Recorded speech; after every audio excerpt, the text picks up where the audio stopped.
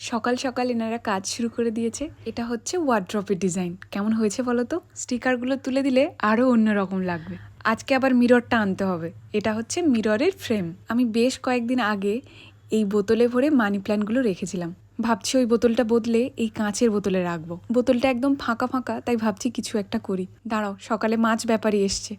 চিংড়ি মাছ নিলাম, বেশ অনেকটা ছোট, তাও 250 দাম, 100 টাকা নিল।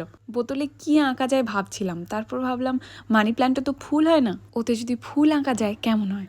ওয়ান স্ট্রোক ড্রয়িংটা আমি কখনো ট্রাই করিনি, আজকে প্রথম ট্রাই করছি। এই যে দুটো প্লেট জুড়ে কত রকমের চেষ্টা, শেষমেশ এরকম কিছুটা করতে পেরেছি। প্রথম এমন গোলাপ টাইপের আঁকার চেষ্টা করছিলাম, ওটার থেকে মনে হলো এটাই ভালো লাগবে বেশি।